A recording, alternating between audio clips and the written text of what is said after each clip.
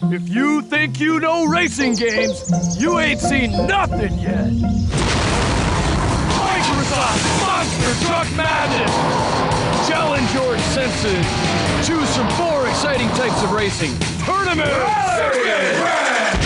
Your ticket gets you the whole seat, but you'll only need the edge.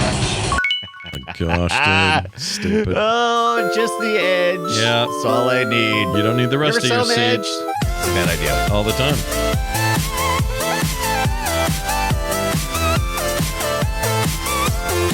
Well, what are we doing here? Welcome to Play Retro. This is a retro video games podcast. I'm one of your hosts, Scott Johnson, and I love the smell of mud in the morning. Hell, I love the smell of mud at night, too. So let's kick some of that up in our faces in a motorsport we'll never be able to afford in real life. Oh, look, a Sidewinder, not the snake, something far worse. Well, better, some would say. And this is not Army Armstrong, but I am your other host, Brian Dunaway. And if there was ever a time to slap giant tires on a truck and launch it over a dirt hill for no good reason, it was the late 90s and apparently this past week as well. Monster Truck Madness taught me that physics are iffy at best. Army Armstrong was a voice of reason in an insane sport. And that you should always hit the yeehaw button when time allows. And it allows a lot. It does. Yeehaw, Scott. What button? What button's your yeehaw button? Which one do you have? I believe that was the X button on my Sidewinder, if I'm not mistaken. Is that how you played this? Was Sidewinder mostly? Is that how you decided to punish yourself? Absolutely. Self-flagellation. Oh my gosh. Look at that. Look at that. Oh, yeah. Move that up. Give me some zoom. Give me some zoom on that. You want some zoom on this? Oh, let's get a little closer. Oh, shit. Yeah, look at that. Yeah. Oh, see that grayness? It's beautiful. It's got a couple of little triggers up here. It's got your 6 buttons, your start, and your select. And my favorite part that makes this really work well is this kind of floaty, rotaty D-pad that came with these things. That was supposed to be the big innovation with that thing. It was, and it really did make a difference in playing this week. We have a very different opinion on Sidewinder controllers. I think that they were absolute garbage poop, and you think they're great. Oh, you are wrong. Yeah, we're gonna have words about it. Because I think that was just a really shitty transition time for controllers, especially if you wanted to play on PCs. Don't listen to him, baby. For those at home, so good. It almost looks like, if you're listening and have never seen one of these and you can't see it now. Yeah. It looks like that. Remember that Sony PlayStation 3 controller that didn't happen but almost did? It's a little like that boomerang thing. It's a boomerang thing, exactly. So it's got the long arms, so skinnier and longer than the regular style Xbox controller, right? And it's almost a little roundish or oval, maybe, towards the center of the body. So, but it's very comfortable, I think. It's a little small for some people's hands, but I think it feels pretty good. Yeah. It feels pretty good. I got pretty big hands now. I don't think they're too small, but I have heard people say, hey, but maybe they're talking about the thickness, the girth. There's no girth to it. It's not that girthy. It's not that girthy, and that's fine. That's fine. Now you would have plugged these in with This is the USB version, but I also have serial. I have 2. You have serial or PS2 connector? No. It's remember these when you'd plug in the joypad port? Remember those? Oh yeah, they had a right to your sound card port. I forgot about that. Yeah, put it right in your sound card. Or I swear they had PS2 connectors, not PS2, PlayStation 2, PS2. I'm sure that maybe some of them did, but no, not the ones that I used. You weirdo. Not the Sidewinders I used. Yeah, PS2 used to be a standard. Now, you say that now, nobody can understand what you're saying, but it just looked like saying words. It was like circular. An S-video cable. Yeah, it looked like a little S-video connector. It was your keyboard. Probably don't know either one of those. Usually your keyboard. Did mice have? Yeah, there were PS2 mice. Yeah, everything was PS2 for a while. You had to be careful too, because that was carrying some current. If you pulled that out, you could zap your keyboard, zap your mouse, or your motherboard. Zap. Yeah. Zap. Don't be doing that. Keep yourself safe. Stay safe. Also, by the way, I didn't remember this part. Look at that. You can daisy chain them. You can daisy chain, or you can plug it into itself. What happens if you plug it into yourself? There's little. You could daisy chain them because guess what? This is before USB, so you only had one port in your, to plug in your joystick, and then you could just daisy chain these bad boys. Yeah, I never I never had 2 at a time because they were such terrible controllers. But had they been okay, you're so wrong. How did you get to be so wrong? They're so bad. There are so many good controllers in the world, and those. Well, okay, I'll give you this. All right, give me PC controllers at the time, pretty abysmal landscape, pretty bad time to be a PC gamer that needed a controller. I will admit that. And so maybe of the time, these are as good as we got. That may be true. But, I mean, in retrospect, man. Oh, my gosh, you got one of those, too. Fantastic. What about this dog bone looking thing? Look at this. PC power pad. Yeah, look at that. PC power pad. PC power pad. It looks like a Genesis. Controllers. It's like a Genesis and a PlayStation DualShock had sex. Yeah. That Looks abomination like was made. It's terrible. I love it. Actually, I kind of like that one. I'll have to admit, I like that one. Yeah, it's pretty cool. You got all these, you can adjustments. Is that a proper analog stick or no? Yeah, it is. And I actually remember how the old Mac and different devices would have those little slide bars to create, increase the tension on the little analog stick. Yeah, this has that. Is it really analog though? Because I think it might just be directional. I've never broke it down because I was too busy playing with my Sidewinder, which is far superior. Whatever. Do you have the twisty one? I hate that one. I don't have the twisty one. You showed me that. I think that thing is ugly, but maybe it's cool. I don't know. It's Never not. used it. It's not. It's bad. It's not. Have you ever used it? Yeah, I did back in the day. I used it, and I touched it, and I hated it. I played with it for quite a bit. I puked puked. afterwards. I was like, I barfed all over it. Their flight sticks were okay compared to other cheaper, less expensive alternatives. There's plenty of Hota style sticks that were very expensive back then, but Microsoft was like, hey, what if it was $29? And I was like, yeah, I'd prefer that. Thanks. I liked every Sidewinder device I picked up. I thought was always fully functional, felt quality, and just worked typically. Can I give a little love to Trisha in the chat who just said it was the, hold on, it just flipped past. It's the sloth of controllers. Yeah, very Goonies. That's what I was thinking too, but I didn't say it. Hold it up again. Thank you, Trish. Hold it up again. It is the sloth because it looks like it's got, so you said it mated, and then it's got like this one big head side of this one side, right? It's an abomination. It's an abomination. It's got two ovals. They're just heading in opposite directions. Yeah. It's like a dog bone, somewhat. There was a time there where everybody thought the Sega 6-button thing was going to just be it from then on. Yeah. It didn't happen, but no, I wasn't opposed to it. I kind of like it. Yeah, we still stuck with the 4-button face buttons, didn't we? Yeah, I think that ended up being a Proximus thing, so your thumb didn't have to travel so far. I think that's it. Because if you're playing games where A was important, but also Z on the far other end and below was important, jumping between those two, if you're not playing a face-down fighting game or something. Yeah, fight games usually would use That's different, though, because you're not under your thumbs. You're on top of it, and you've got the reach with your fingers. If you're under By the way, I saw a great video talking about how the granny shot fell out of favor in basketball because even though it was higher percentage of buckets made with free throws doing a granny shot, they just couldn't do it. The players couldn't do it. No, it's embarrassing. It looks stupid. It looks stupid. It's literally they call it the granny shot. That means old ladies do it. Yeah. That's the reason why I can't stand when I watch this guy playing a fight game in a video, and they've got a regular, hand controller, not a pad, but like a pad controller, but not like a arcade fight stick, and they're doing it on top with their. Yeah, I don't like that. I like that you call it a fight game. I like that. Fight game. Yeah. Fight game. Yeah. Fight. Round 1. Fight.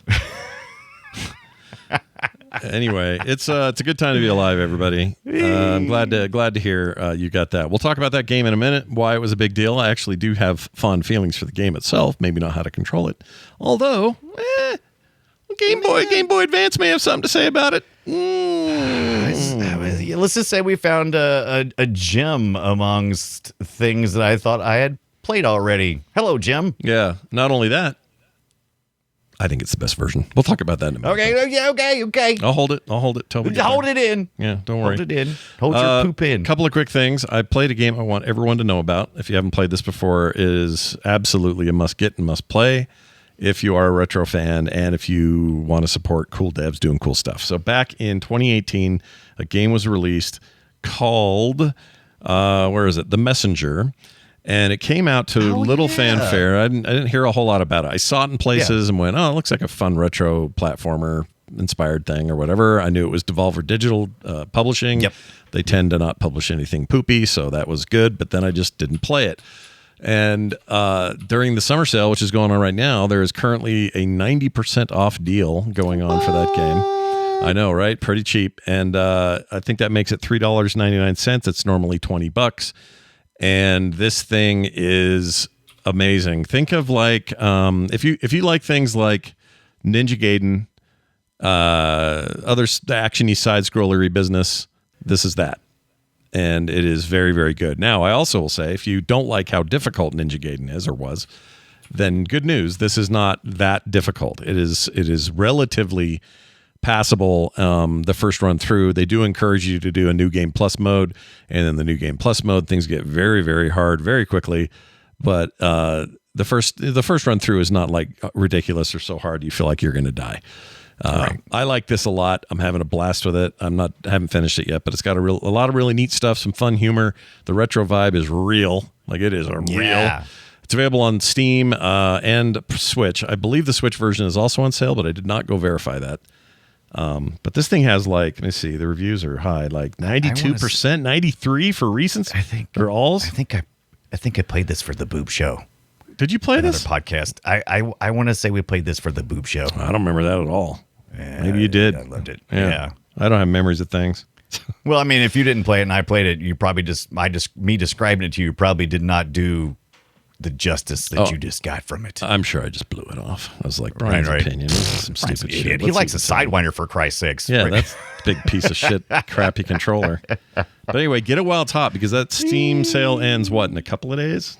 Or 12th, I guess? It's all summer. It's funny because every time I think, I'm like, okay, I know how long the Steam sale is, and I'm like, it's still going on? But that's okay. Day was the first day of Prime Day, too, if you're into that kind of crap. If you like sending Jeff Bezos your hard-earned money to grow his empire, it's time. There's lots of DVDs and Blu-rays and stuff that you can pick up on the cheap. Sure. Right now, let's see. I'm trying to see if there's a date for when the Steam sale ends. It ends. There's also a good old games going on right now. Jagged Alliance 2 is on sale. One of the ones I was wanting to talk about sometime in the future. Yeah, that game's great. Of good games. Oh, here it is. July 10th, so it's sooner than I thought. 2 days you have. Wow. That's only 2 days. You better get on it. Yeah, not even a full 2 days. 10 a.m. that day, Pacific time it ends, so better get on it, folks. Get on it. Like, tons of stuff I love is on sale. Just so many.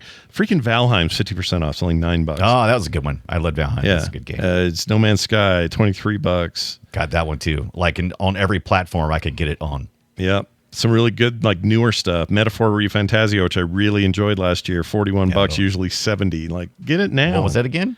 Metaphor ReFantazio. I don't know what the crap that is. It's probably the best RPG of 2024.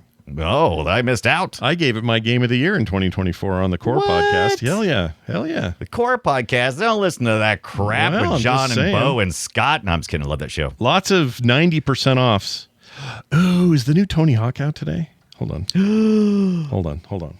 We need to talk about that because we've done Tony Hawk here on the show, and it's a great Pro Skater 3 and 4 out today. Ah, there we go. Wait, I'm sorry. It comes out on the 10th, but reviews are already just up. in time for the sale to be over. I guess it's early access. Some people have it. Okay. But I'm excited because 3 and 4 is really what I wet my whistle. Yeah.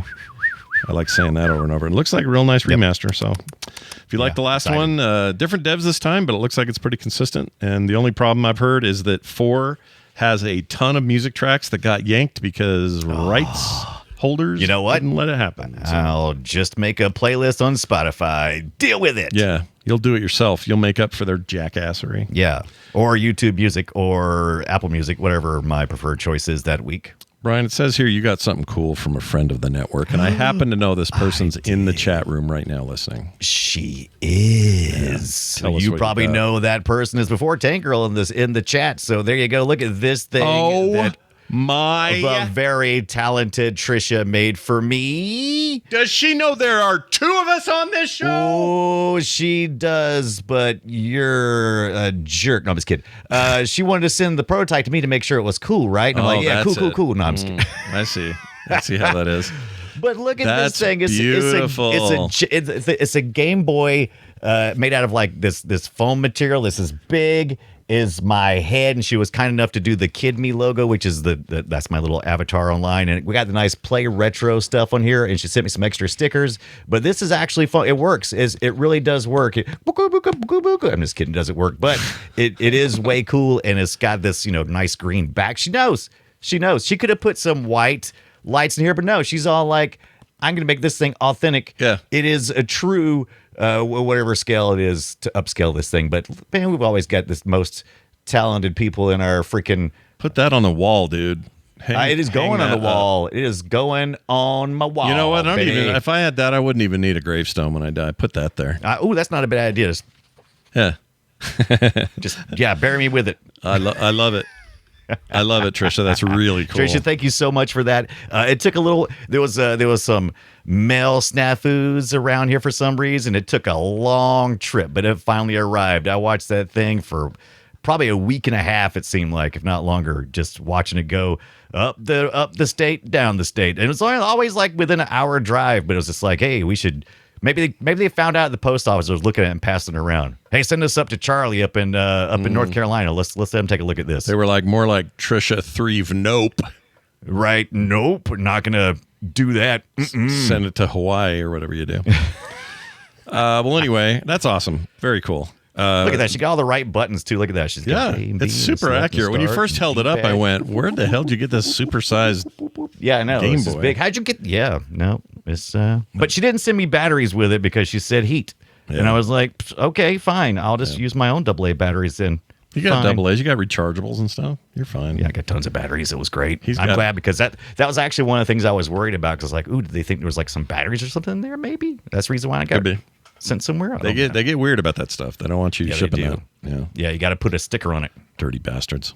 Dirty. Well, from USPS to our show, let's talk about this right here. Shall we play a game? We shall indeed. The game we're going to play is a little game and a kind of a series, but started here, called Monster Truck Madness. Yeah, that's right. Oh, It was a surprise hit back in the day because it was a Windows thing first, which nobody was doing. These action racer things, they weren't happening on any freaking computers. That was for point-and-click weirdos back then. You know what I mean? yeah. In Windows, Microsoft was trying to, to develop what's called DirectX. We'd already seen Doom. The showcase for DirectX 1 was Doom. And they improved it a little bit after Carmack, made a bunch of mean words. Was it Carmack this? I think so. Anyway, he pushed a lot of that forward. Yeah, no doubt. Yeah. So then they said, hey, we need DirectX 2, and out of maybe like 10 or 15 games, they picked Terminal Reality to make them a game using that. So you would play this in Windows, which was unusual at the time. Most of our PC gaming was done in DOS. So here comes our DirectX 2. Yeah. Monster Truck Madness. Early business. As you can see, a little flat and rudimentary in the first outing. It's fine. It's got fine, some interesting physics for the era, which that's what I liked about it, is that I felt like I had some weird movement I wasn't used to. And it turns out, if you're having a weird movement, talk to your doctor. But secondly, I like. Maybe this was the era that it happened. At some point around this time, and there were some PlayStation games partially responsible for this. But I got really, really hooked on rally type games, and the reason I like those is I've said it before on the show. Rally games are great because the dirt and the mud and the tracks are the boss of the game, and you are fighting the track, not really other players. You can race, you can do all those things, but at the end of the day, it's about mastering chaos because the physics are insane. And it's not just simply to make this turn, it's make this turn without spinning out of control or rolling into the wrong terrain, or this is different mud, so don't hit your brakes the same. Like, these were newer concepts back then. And so games like this and Rally X, or not Rally X, what was the PlayStation series? I always forget. At Rally something Rally. Sega Rally, all that stuff. I love those games, and I'm still kind of hooked on these kind of games. Like Dirt 1 and 2.0 are two of my favorite modern iterations of this. Gosh dang, we share that love. We and also the thing that's kind of fun here is who really knew monster truck physics? I mean, come on. I mean, have you driven a monster truck? No. They do the most unusual things. They use the tires lots of times to bounce and almost dance. Yep. Out there, and they'll bounce up, and so who knows? And at first it's chaos and it feels unwieldy, and you're like, well, I don't even know if I can control my destiny. But once you start to understand the weight and the shift and anticipate that stuff, oh man, it's like it's zen in a video game form for me anyway. And I feel this way this is why I love Wave Race. We've talked about that game here. Similar thing where I'm like, man, the water really makes us feel good. You know, I'm a real sucker for it. I love it. You're going a lot slower than you think, and at first you're like, oh, this game is so slow, and then you realize, thank God this game is so slow, because trying to make some of these turns, because both the front and the rear tires turn, because because the tires are so freaking large. Yeah. And you can adjust the suspension and the tire groove and a couple of things, very, very rudimentary stuff you can do in the garage, but it does make an improvement, or it will fit your driving style if you do mess with that a little bit. Now, I typically played as Bigfoot because I've seen like Bigfoot in action at Monster. I'm in the southern part of the United States, man. I couldn't escape monster trucks if I wanted to, right? Tractor pulls, monster trucks, all that kind of stuff. Loved it. And Bigfoot was a legend, as well as Army Armstrong, who narrates a lot of fun color commentary as you're racing. That's a real dude. Army Armstrong, absolutely, he's a real dude. I thought they made it up for the game. I had no idea. No, he was the voice for the broadcast stuff. So if you saw monster trucks on TV, he was there. I never saw anything on TV, but I did go to 2-3 live ones at the Delta Center back when I was a kid. Yeah, they're fun as hell, dude. They fill that arena full of dirt and hills and stuff. Yeah. It's great. If you don't know what a monster truck is, I mean, I feel kind of silly saying this because I thought monster trucks had just disappeared because I'm not in the right age group, I suppose.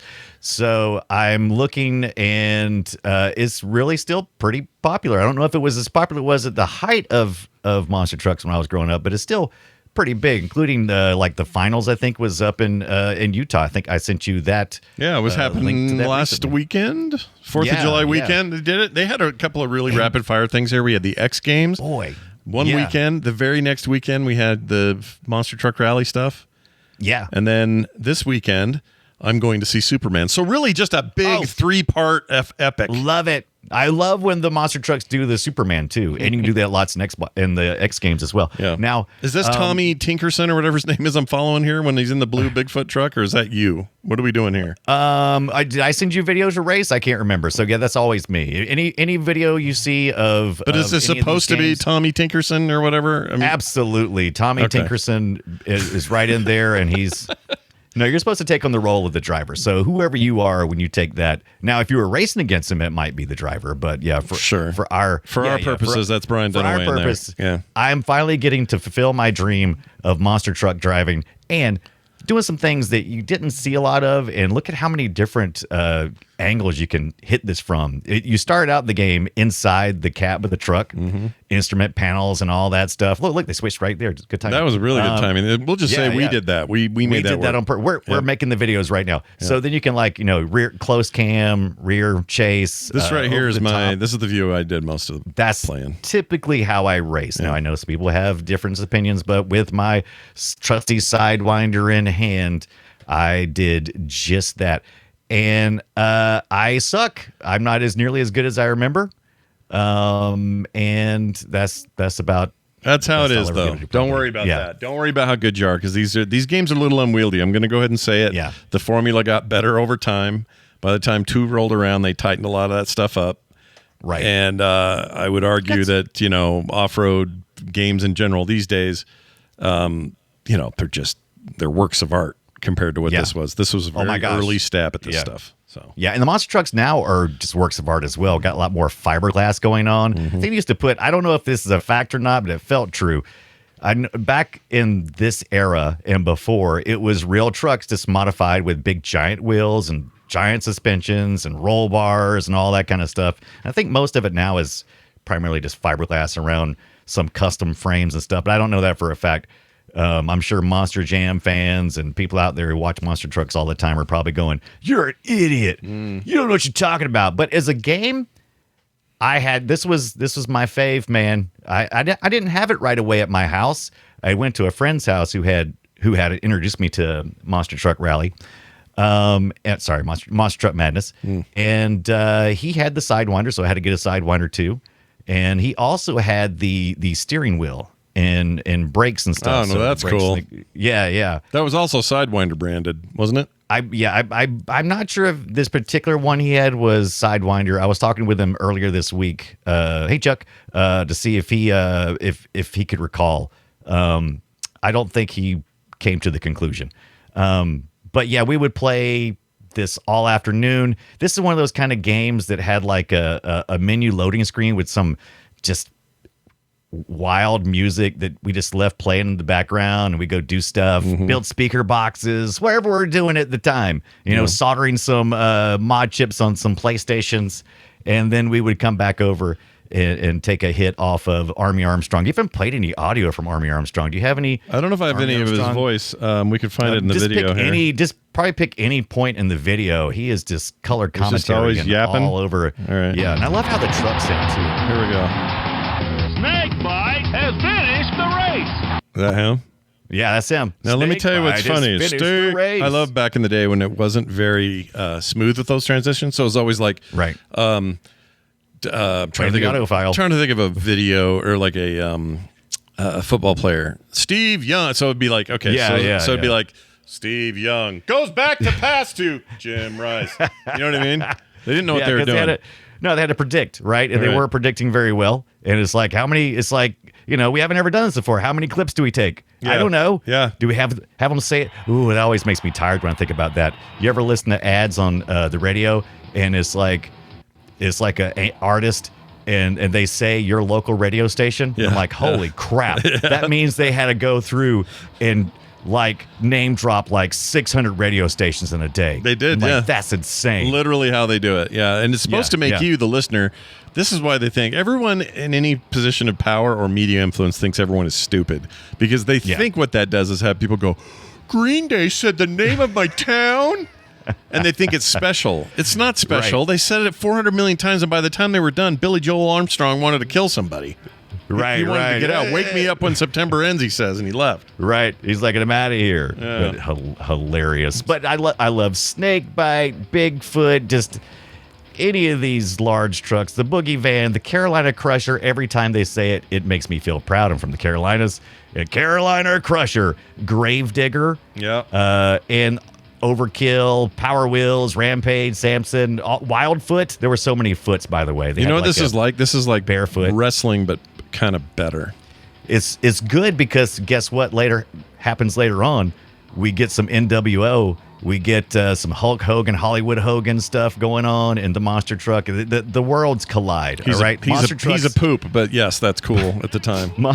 Monster trucks come riding into the wrestling rink and grab some wrestlers and run right out. By the way, the first time I ever seen monster trucks, for the most part, the thing that sold me on monster trucks was smashing cars. Right, we had like a surplus of old shitty 60s and 70s cars during the 80s and 90s. And it was like, what should we do with these? Well, we could crush them up into little metal cubes, or wait, hear me out. How about you run them over them with like a truck with some really big wheels? Yeah. I'm in. Yeah. And charge tickets to watch it. And so I was glad they did like a drag section in here, where that's what you basically do. That's what most of us saw. No big tracks. Those things need a lot of room to move. Yeah. And so we'd go and watch them, and they would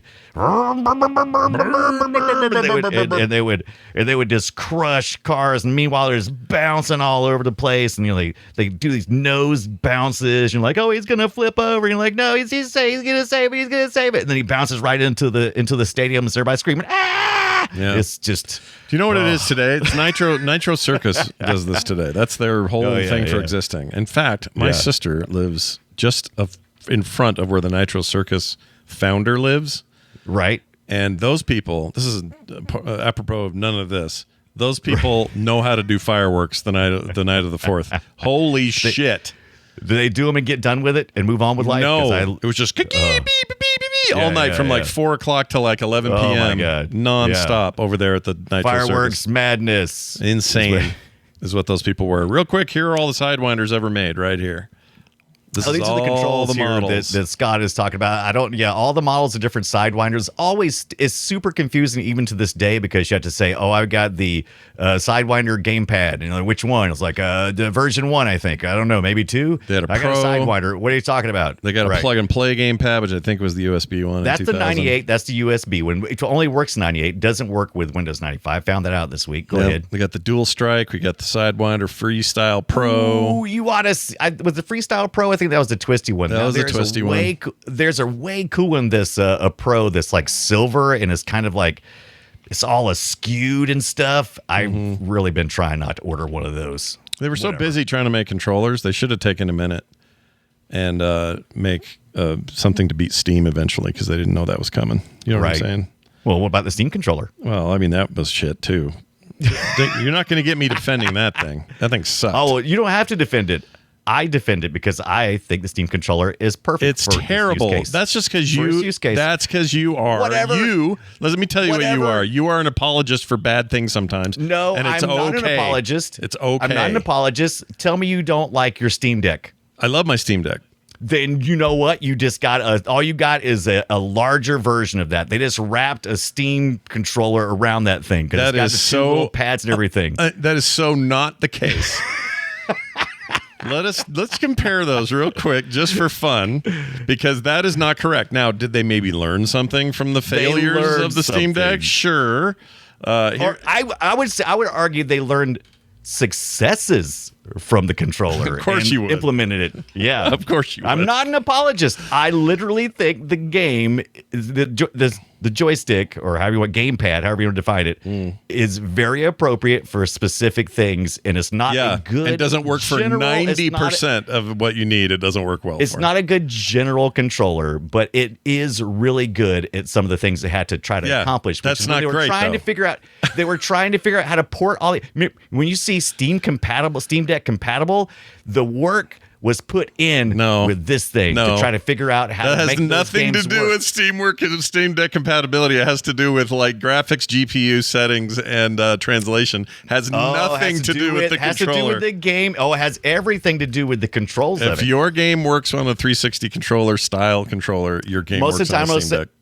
There's nothing weird there. Okay, look at this. Oh, look at these two. I disagree. Hard disagree. Look at this here. Look at that controller.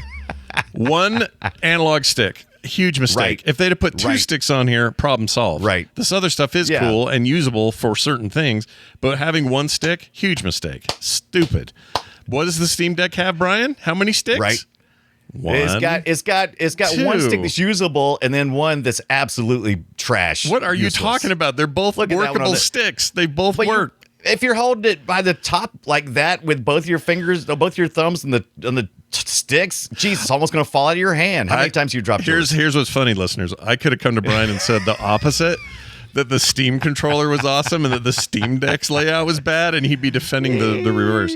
The point is, the only thing that got retained is, we have some touchpads to help with like mousy stuff. And that's good. It's great to have it for when you need it, right? I actually think that's part of the problem with the ROG and some of these other competitors. They don't really have a good answer for that. They're using sticks for everything, and I think that's also a mistake. So you could argue from a control scheme standpoint, Steam Deck had some lessons that were learned and used or the Steam controller that were used later in the Steam Deck. However, Steam Deck compatibility has zip shit to do with the controller. Oh, I disagree. How do you figure that? Well, because you can't play a game that you got to have keyboard controls for. Yeah, but that doesn't have anything to do with the Steam controller. The original Steam controller. You can't play it. That's just controller. You can't play it. This is a controller. This is all it is. It's the Xbox layout that they've adopted. Done. You have to agree with me on that, or I'm going to go crazy. I'm going to lose my mind. Look, I like seeing you go crazy. X, Y, A, B. You see those there? Look at that big analog stick there. Big. You know what that's like? That's like an Xbox controller. What if you need a mouse? Then you use the stupid thumb shit. But it doesn't mean that that's This is so much fun. Oh, I apologize for derailing the show. I apologize. That was fun. Was fun. We're all going to die one day, but I'm going to die I now. love it because I know people. I have a moderate love for my Steam Deck, my Steam controller. All right, it's not like I sleep at night with it or something, but I love how passionately people hate it, and that just oh, that just gives me so much joy. I'm getting a dopamine rush arguing. Well, it was because it was a poopy ass controller that no one liked. So the fact that it has a couple of defenders, a lot of people liked it. Enough to ever see them being made or iterated on? Right. No, it Right. was not a successful device. It was a massive failure of a device. No, it was a failure. That's different. We're talking. That's a totally different topic. It's absolute failure. Absolutely, that we can agree on. But why was it a failure? Because people didn't like it. People were angry. No, it was. And we didn't it was a need bad it. controller. Is why they didn't. We like didn't need it. It wasn't a bad controller. I've got mine over here. Let me tell you how many I've times got I've used it. two. You have two? I have two. You should daisy chain those to your Sidewinder and see what happens then.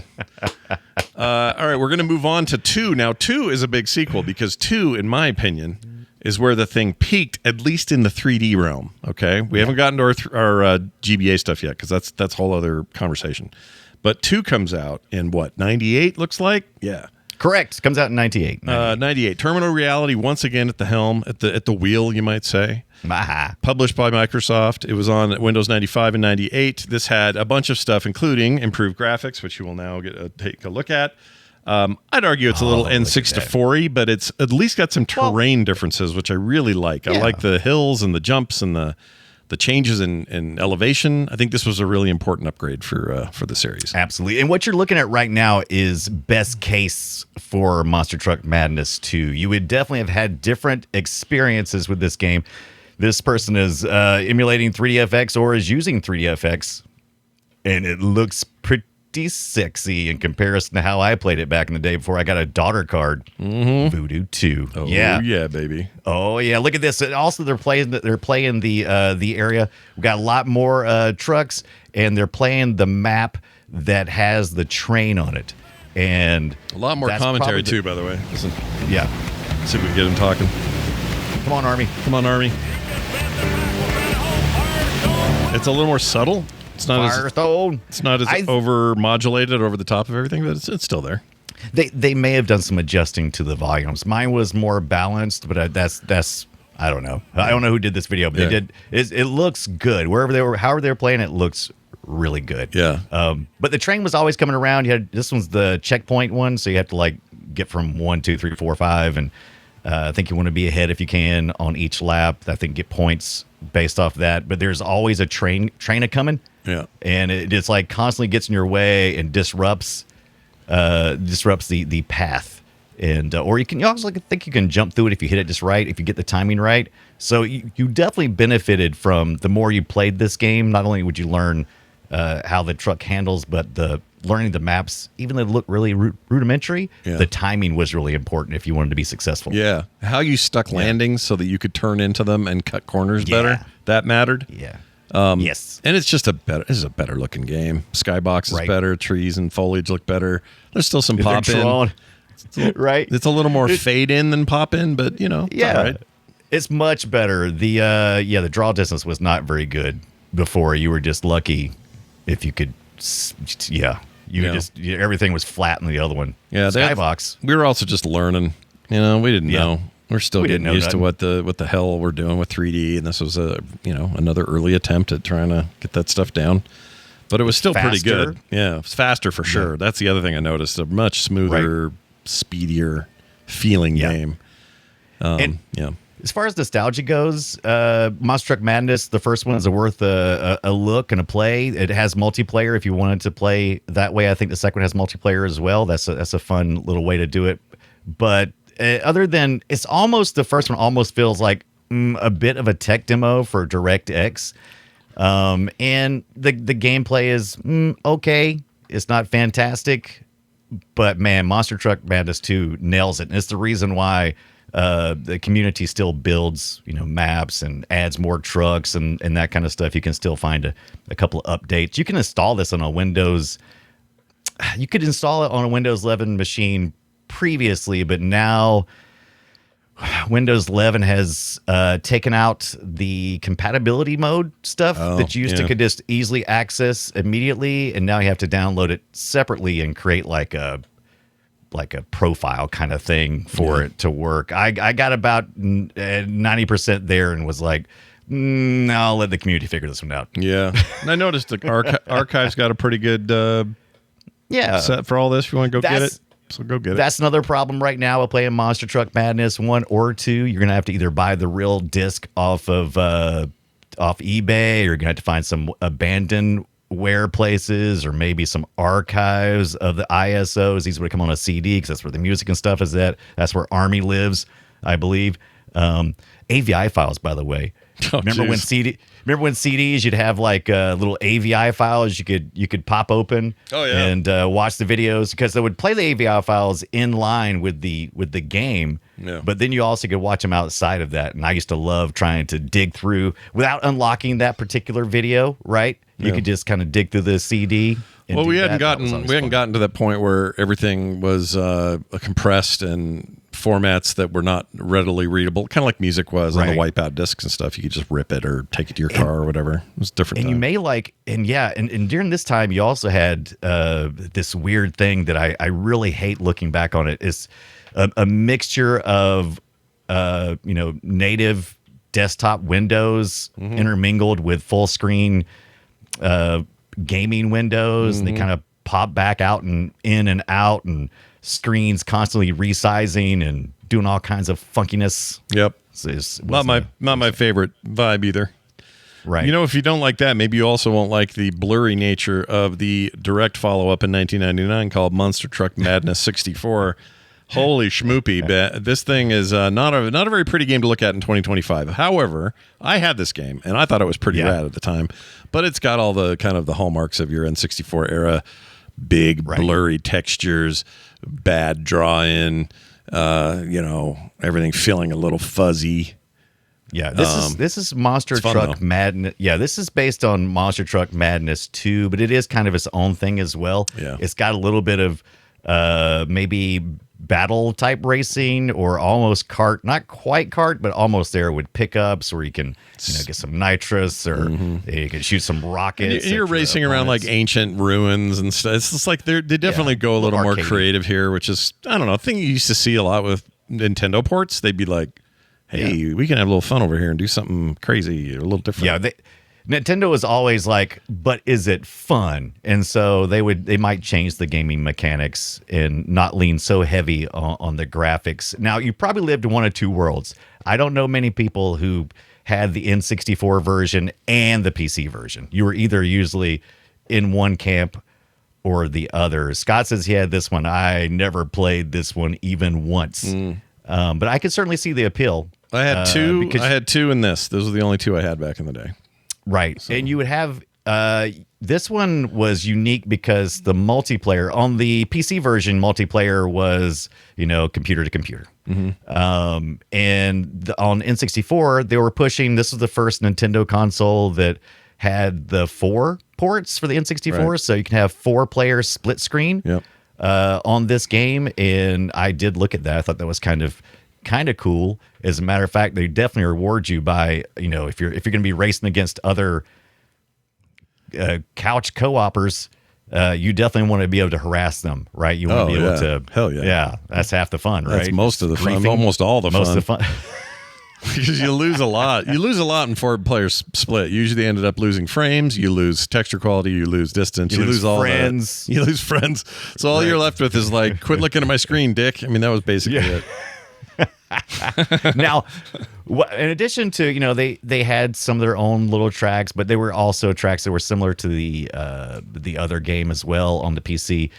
But one of the cool parts was these mini games. Now, did you ever play the soccer version? No, there is a Rocket Arena. Yeah, there's like a Rocket Arena proto game in this that is very. I'll see if I can find. I should be able to find that because it's very reminiscent of that. It's very strange. Yeah, I didn't have a friend to play with, but the map is a lot smaller than Rocket League. But it's the same thing. I mean, you're racing to the soccer ball, trying to hit it.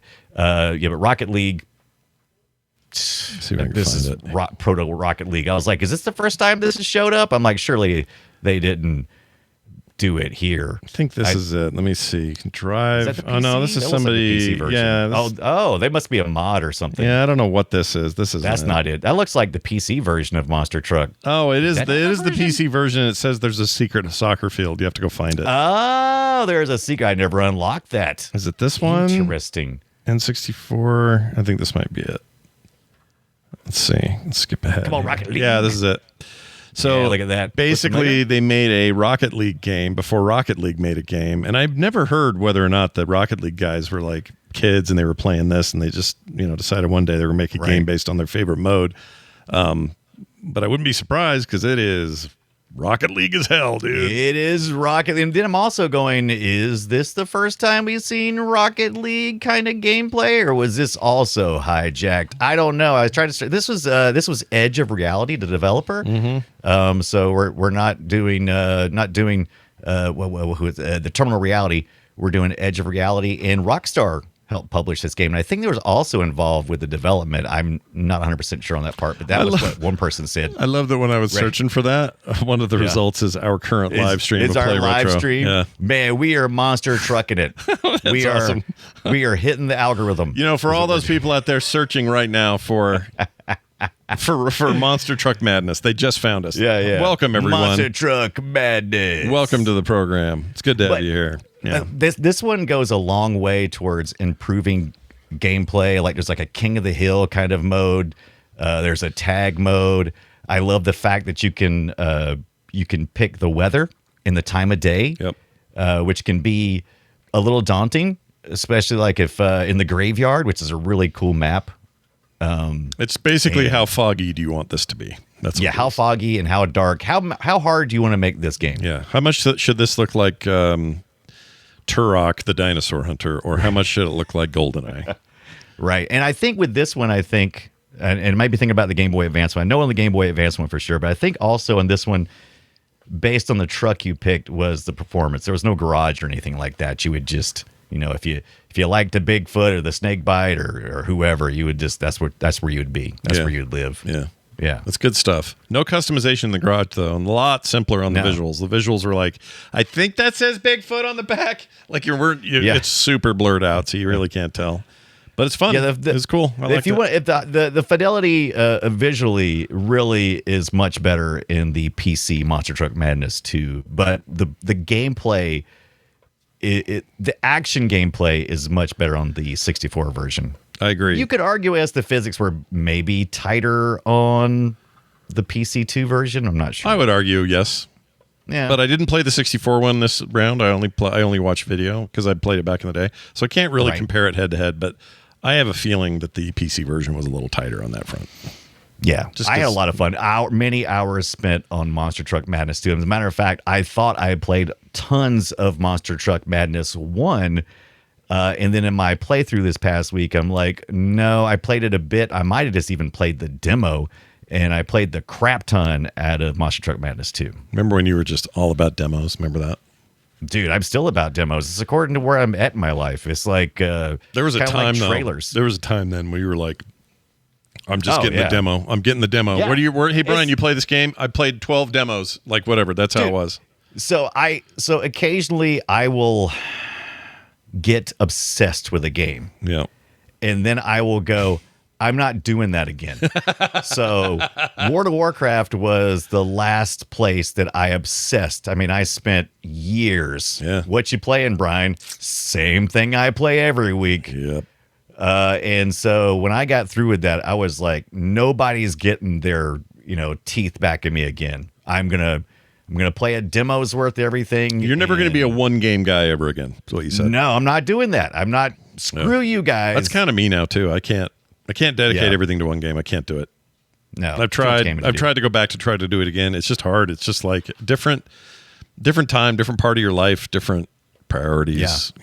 Yeah. But you'll always be the demo guy to me. You're the demo. Yeah, man. I will be the demo guy. I used to do the same thing, man. Oh man, nothing excited me more than getting a magazine with a CD in it or something. Oh man, a demo disc. The possibilities. One of those Sony ones that had all those demos on it. Yeah, because you know why? I get the full version and always be disappointed. Yep. Demos never disappoint. No, it seems they'd never overstay their welcome. They give you exactly what you want. The good ones today Leave you will hungry. carry on if you still want to get the game.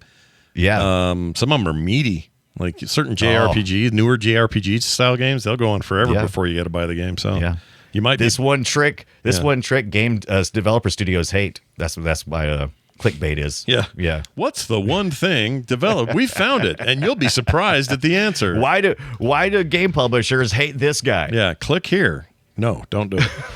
All right, we would be remiss if we didn't mention the one that I didn't play back in the day on a device that I absolutely loved, though. Yeah. And as it turns out, despite it not looking as good, I think the best game in the series might be Monster Truck Madness for the Game Boy Advance 2003. This was Tantalus Interactive and published by THQ at the time, so we've changed hands a little bit on the IP and stuff. But man, I'm going to tell you, there's crack cocaine in the loop of this one. Yes. I can't put my finger on it exactly because, it's this combination of 2D and 3D. The GBA was known for this sort of stuff. It's like, well, the backgrounds are sort of 3D, but then the trucks really aren't. They're sprites. And the physics are kind of faked, but it's okay. And there are plenty of good racers on this device. I'm not complaining overall. But somehow, this got its claws in me this week and would not let go. And I came away going, yeah, this is the one I'm going to keep playing. I'm coming back to this. Unlike the Steam Deck and Steam Controller discussion, me and Scott agree on this. This is I love how detailed the graphics kind of really are. I mean, they got the little jaggy polygon things going on, but whatever. Sure. It looks really rich. The trucks are just absolutely gorgeous. Just for the art style that they're implementing here, because technology, it's so much fun to play. I mean, blowing up other trucks. So you got like all these power pickups. They definitely took from the N64 idea of like, let's make a Wipeout clone a little bit and have a bunch of weapons and Mario Kart style things. Yep. This one's definitely got those. But and his speed is really good. You run over a bomb and it'll blow the other trucks up. You run over a little truck thing and it'll turn the other opponents into little trucks. Yep. Yeah, it makes me laugh. It's really stupid. It's super stupid stuff like that, but it's fun. Yeah. It's got a difficulty curve that is surmountable, so I don't feel like a total idiot, but it takes you a while to kind of get the hang. It somehow replicates that thing I'm talking about the physics and the sliding and the landing right and the weird bounce and all the stuff you get with monster trucks. I just think this thing is a gem that no one told me about. It's real good. You could tell they love doing it because when you finish a race, the truck will do a power move of a sort. So you'll finish a race and the truck will hit the front tires and it'll bounce off the front tires a couple times. And then another truck will do a really cool sweet, spin or something 360. And it's just, you can tell they weren't just going, let's skin this racer with some monster truck style. No, man, they were like, they're all in. Yeah. I emulated this, by the way, on a Steam Deck, which is important to note because I use the analog stick for steering instead of a D-pad. And you wouldn't have had that on a GBA, and it really responds well to the way the default configuration is for that device. And it's, I guess what's the thing called we install? What's that called? Shit, retro. RetroArch? Not retro. Well, it is RetroArch in the end, I guess. Oh, you're talking about on the Steam Deck. Yeah. I mean, it's RetroArch, but whatever the packages you go download and do, I forgot the name of it. Emu Deck. Jeez Louises.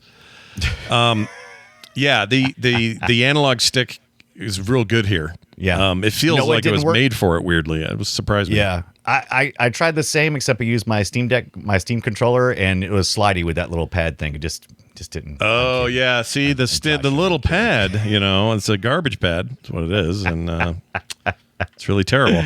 Anyway, this game is great. I highly recommend it. It's a little more lighthearted, a little colorful, a little more like, hey, let's go screw around and have fun or whatever. But really I got hooked. Yeah.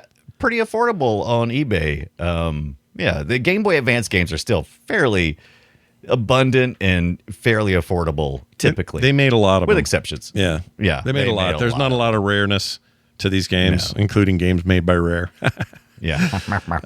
But this one, of all of the versions, like I said, I'm putting this on the top of the list. And that is a weird thing to say, given the big, robust sort of series that it is on PC and bigger screens and better tech and all that. But it turns out on your little 2.5-inch freaking GBA screen, SP preferably. Right. I think there's nothing wrong with that. I think it's a lot of fun. Absolutely. But if I was going to play one, I think I would play Monster Truck Madness 2 for the PC if I had a chance to do it with all the acceleration stuff they got now. They've got like a whole bunch of it take a little bit of setup, but I think ultimately it would probably be the most satisfying of all the gameplay visually and control wise. Yeah, I think you're. As much as I would vote, like if someone said, "Here, take only one. You can only have one." I think I'd take the GBA game, but I think that the proper royal answer is 2. Right. Yeah. So I'm with you there. So there's no wrong answer. No, except retro the way you want to. Steam Deck bullshit. That's the only wrong answer. I'm not Steam Deck. I keep saying Steam Deck. Steam controller. Yeah, Steam controller. Yeah, I do too. And I'm not all Mr. Happy Pants on all things Steam Deck, by the way. I will say this. I have one beef with my Steam Deck. It's only one. Oh, a beef. A beef. What is it? Well, there's 2. One is that battery life could be better, but that varies on the game and everything. So big deal, whatever. Yeah. But let's just say plugged in use cases, my biggest beef with the Steam Deck is the D-pad is kind of a mush fest. I wish it was tighter. Yeah, it's not good. You're right. Yeah. It's not good. Just needs to be a tighter little. Just tighten that up, man. Get it like shaking it up a little bit, like PS1 or Super NES or something. That kind of D-pad. Give me that. Don't give me this gooey thing. I feel like I'm pushing wet noodles around. Wet noodles. Yeah, really kind of a bummer. That's a terrible description for your D-pad. It's not good if your D-pad feels like noodles. No, don't do it. All right, we're going to play a game of our own devising. This is not a truck game. This is a game where we have to guess each other's game based on audio we play. We call it Guess Our Game, and it sounds like this. Destroy it. I'm going to start this week with a game for the Sega Saturn. You may be familiar with it. Saturn, the Sega Saturn. Was it James Bond? James Bond. Double Agent? Yep, you may be. Yeah. Oh, that's a great mention for our next week's game because it's very Bondy. Anyway, Sega Saturn 1996, so we're kind of in this same era for when these games are getting made. And I'm going to play the audio. You're going to figure it out, and I'll tell you your 4 possible options, Brian. None of them are going to be Choplifter. All right? Oh. I'm just letting the chat know now. Oh, they've already done it. Never mind. They've already said Choplifter. Yeah, too late. All it's already flowing. Here it is.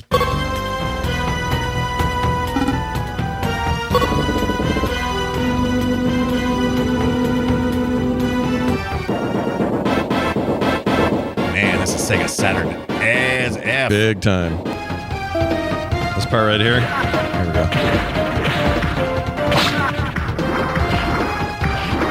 I've noticed that the punch sounds sound a lot like Virtua Fighter, but that's not one of our options. Yeah. Here are your options, though. Brian, are these real? These are all real. These are all real Saturn games. A, Dark Savior. B, Enemy Zero. C, Bulk Slash. Or D, Albert Odyssey, Legend of Eladin. Or Eladine. Right. Bulk Slash. This sounds like a sale at Costco. All right. We're doing a Bulk Slash this weekend. Get in Doing a Bulk Slash. Yep. Head on over to the Blue Light Special at this Kmart. Ask your parents. Remember those? Those were so much fun. Be at the store, dude. Like just shopping like a normal person, doing the things, and all of a sudden, we're gonna Blue Light Special over on T-shirts, and you're like, oh, where's the blue light? I can see it all the way from here. I don't think anyone does this now. Does anyone do it now? No, any big chains? Like if I go to a Walmart, is anybody gonna pipe in and go, we got a deal on weaponry? Get in there. We got a deal on some buck knife. If you head on back to the get to the camping area zone unit. Right. All right.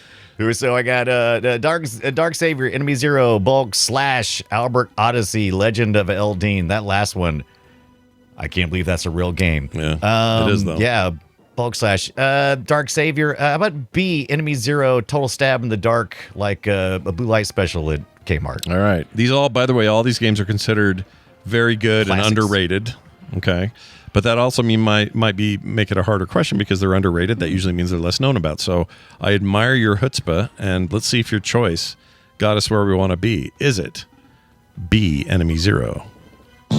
Nope. Oh. It's A, Dark Savior. Oh, my dark savior. Yeah. It looked like a combination What kind of game is story punch 'em up thing. Listen, you know what? I ought to show you some video Punch of this. 'em up. It's pretty stupid looking. Let's see. Where's my history? Do I have? Oh, don't want to show that. Oh, don't show that either. Oh. My history is boring. My history is McDLTs with George Costanza. Yeah, I was about to say. Yeah, me too. It's not exciting. It's not. It is to me. I watched so many cartoons. Hold on. Yeah. Look at this. Oh God. I've been going on a run of I could tell. Tex Avery cartoons. Tex Avery. Just non-stop Tex Avery cartoons. Non-stop. Is this it? No, that's a short. That's us. I'm looking. This is a fire that happened here locally. That's not. Sweet. Where is it? We got fire. Dang it. I don't know where this is. Shoot. Did it last night, maybe? Anyway, go look it up. Dark Savior. It's real ugly. It's a very ugly, chunky. There it is. I found it.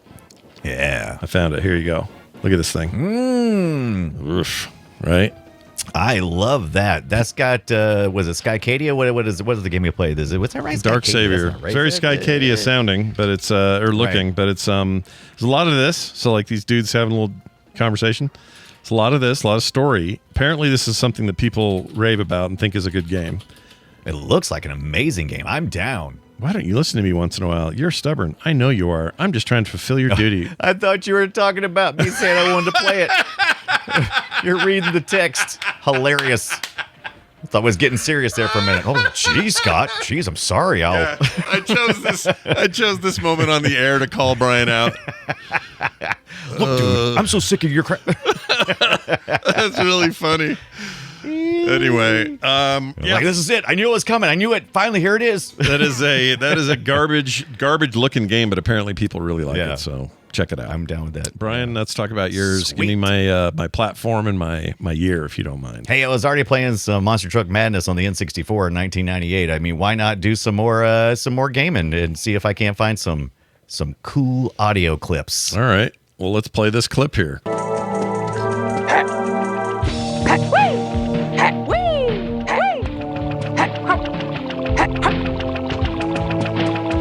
Real quick, it sounds like someone going, It does. It looks like it sounds like somebody doing something. doing something not good. Not appropriate. Not appropriate. It's Choplifter. Yeah, it's an underwater choplifter. It's a wet, gross choplifter. What is this? Shazam.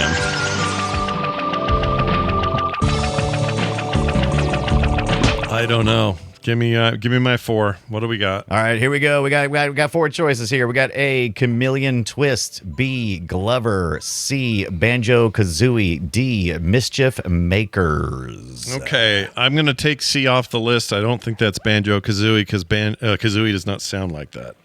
Okay. I don't think. Final answer. Chameleon Twist, Glover, and Mischief Makers. Glover. These are all real games. Yeah, what the hell was Glover? I don't know what that is.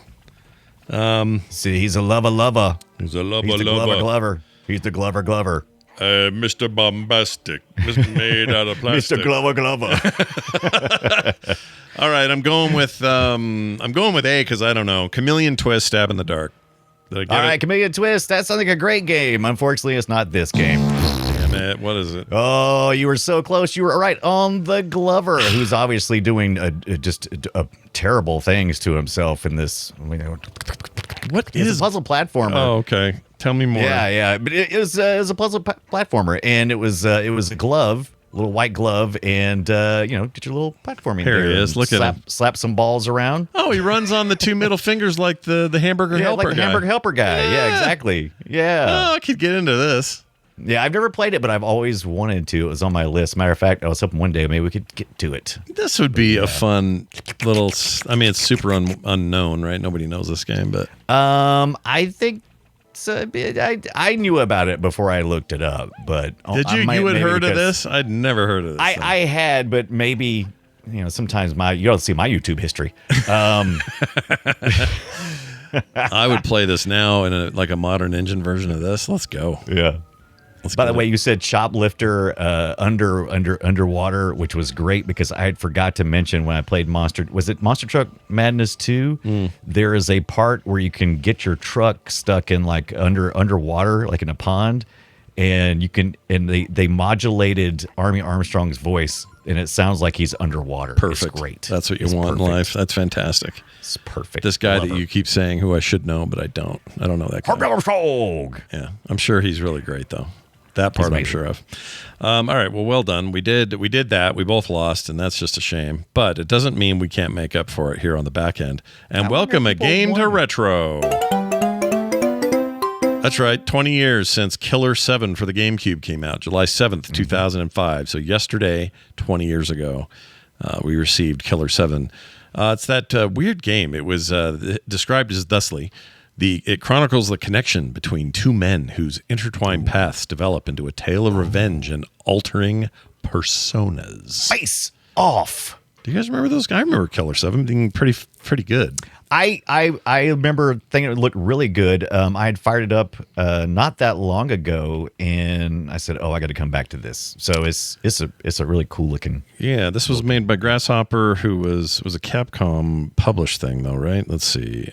Yeah, the Kobayashi guy. He's known for some weird shit. I haven't done anything on my GameCube in a really long time, and that feels wrong. Hey, Killer 7 is on sale right now. $4.99, normally $20. So yeah, that was the other thing I mentioned. Yeah, it is on sale. Get it now. It's all-time. A recent review's 100%. All-time review score 92%. It's clearly still beloved. It's glubbered. Came out in 2018 on Steam. Steam got it pretty recent. I might pick this up for that cheap. That's cheap. Yeah, it's cheap. It's cheap. What a weird-ass game. Love it. Yeah. All right. Well, there's that. Good job. Well done and welcome. Good job. Let's get to some listener feedback. Welcome to the treasure room. Yes, that's right. It's time for us to read what you had to say. Actually, in this case, we're going to play a call. We got a call. We got a clip. This came to us at voicecast.app/playretro. You can send your texts and your voicemails there anytime, anywhere. Go for it. We'd love to get them. Again, that is voicecast.app/playretro. Of course, all of this is up on the website, so find it there if you need to. This is Arcade Games is the subject, and it's J-Mac with the question or the thoughts. Here you go. Let's hear what he has to say. Hey, Play Retro. Hope you guys had a great holiday weekend. We just came back. My son and I went to Ohio. It was a roller coaster trip between Cedar Point and Kings Island. We hit 31 different roller coasters, but also whenever I go on trips, I always look if there's any cool arcades, and I don't know if you guys heard of this one, Pastimes Arcade, and just outside of Youngstown, Ohio. They have 400 pinball machines and 200 retro arcade games, all on free play. So that's awesome. But just like Scott, I'm always looking to play Joust. But even better, right when you walk in, they have Joust Pinball. Yeah. I don't know if you guys seen that. Maybe you guys talked about it in that episode a long time ago on Joust, but it's a 2-player pinball. You guys sit on opposite sides of the machine, and it's kind of sloped in the middle. It's really cool. I know they're hard to find, but Joust is awesome. I was a little disappointed in myself.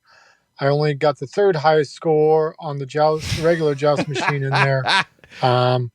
But again, you guys are awesome.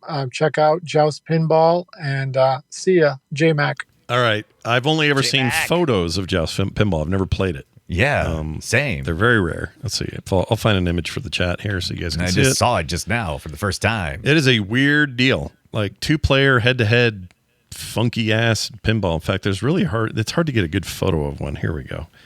I would love to head-to-head pinball. I've seen a few head-to-head pinball machines, but I would love to play some. That's just like the perfect situation right there. Yep. Look at that cocktail model. You got your buttons on the side. Just sit on each other. Where's the pterodactyl at? Where's he's being a dick pulling you out of the lava somewhere? Yeah. Jerk. It is super rare though. Nobody has these. I mean, you can't. Yeah. Well, obviously they do because he saw one, but. Very, that is very amazing, though. A roller, man, that sounds like the best trip ever. Roller coaster trip, stopping at the arcade, going with killing your son. it. Yeah, I'm jealous, man. That's cool. How many That's roller way cool. coasters did you say he was doing? Like 80? Did you say? I thought he said 20 something. 20 something? Wrong? Maybe, I don't remember the number maybe. he said. That's a lot. One of though. us is way wrong. One of us either he's like 20 something. Yeah. I'd said 80, or then he's saying 80. We only did 20. That's like we're playing high or low or whatever that game is. Right. I have no idea what he said, but it sounded like a lot. That's all I know. So I'm glad you're Right. not motion sick and you didn't all hurl everywhere because, geez, Right. Louises. That's insane. Do you joust. remember this cocktail joust machine? I forgot about this. Look at this Let's thing. see.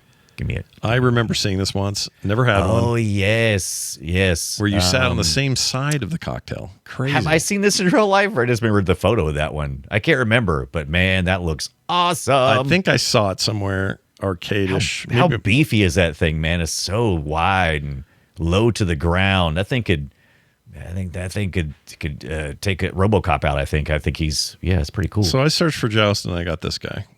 That guy is amazing. What is going on with his hat and shirt and paintings? Why he's got Giraffes back there with like strong arms and muscle legs? Yeah, I have a feeling this is Everything an artist of about some this- sort. I don't know if his name is think? Joust. Oh, here it is. It's just Oh, he's the Joust artist who made the art on the side of the things, and he passed away recently, and that's what this is oh about. man, now I'm sad and I love it. Yeah, I love him. I love so being much. sad. It's the best. Yeah, it's the best. You gotta listen to the pre-show if you want to be sad. Yeah, you Sorry, really want to miss. be sad? Right. And some people may say, well, no, I was pretty sad listening to your controller talk, but really it's the pre-show that'll get you there. But what about hard-nosed Mrs. Hatcher? Come on, she's Well, she had a hard-nosed. McDLT and hot on one side and cold on the other, so she did Yeah, okay, that's I great. think, in the end. pre-show talk. Pre-show talk. All right, that's it for that. Let's get to our next game discussion next week. We are going to be talking about The Operative, No One Lives Forever. You guys, this game was so good. How good was it? One of the best, and the fact that this isn't just a continuous series to this day is gross. Yeah. It was I so think- Didn't they good. get like, I think they had 1 and 2 and then some kind of strike something. So there's like 3, I think, in the whole. I mean, it was Operative originally, series. if I remember right, it was Cryo Team who. Let me see, is that right? Let me those look guys are here. amazing. No, Monolith is who it was, Oh, Monolith. and it also was good. done in. Wasn't it done in the Crisis Engine or? I can't remember. We're gonna find Crytek? out though. Crisis Next Crytek. week we're gonna know. We don't know nothing right now. We know nothing. I know what But I by know. next I know. week- Here's what I do know. That game is awesome. That I know. Yeah. So we're going to talk about it. It's over 20 years old. In fact, 25 years. Did you say 25 coming up? Yeah, I think 25 so. coming up. Originally on Windows, Mac, and PlayStation 2. I played it on PC, and man, did I love this video game. Yeah. The year was 2002. Yeah. Although Windows got it in 2000, so it was a while. Okay. We called it So I'm gonna- NULF for short. NULF. No one lives forever. Oh, NULF. I don't remember calling it that, but I'll take your word for it. It means I got to fire up my Windows 2000 machine. Oh no. Yeah. I'll just do Millennium. It's okay. Yeah, do Millennium. ME won't crash ever Yeah, on yeah. you. It'll never crash. It's always perfect.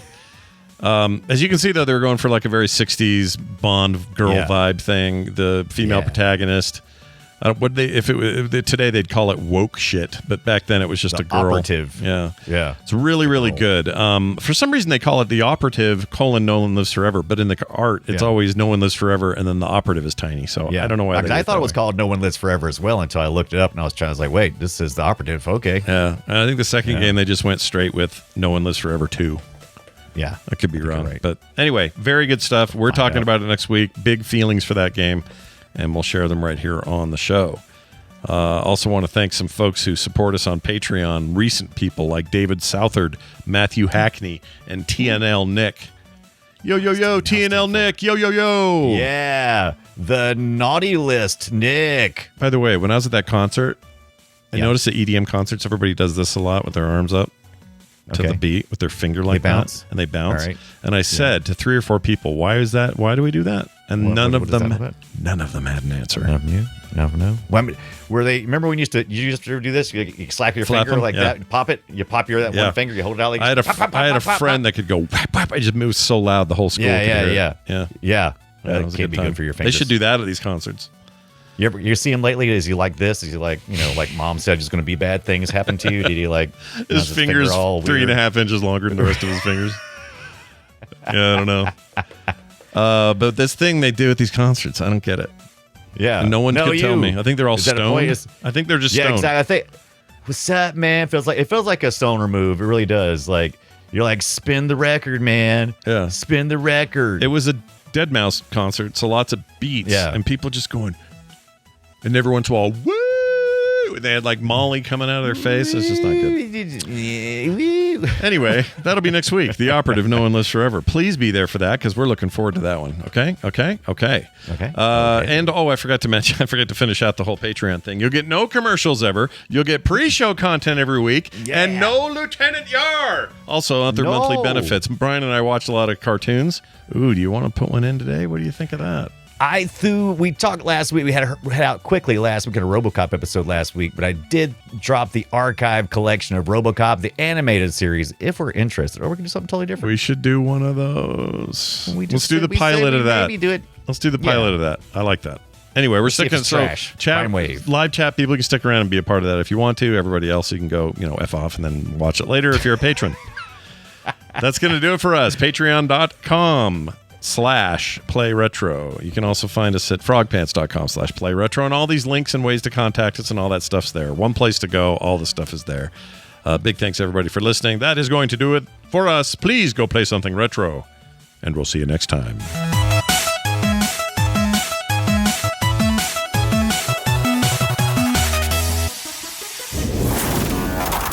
Oh, my goodness gracious. These shows are so contagious. Find more goodies at frogpants.com. You ain't seen nothing yet.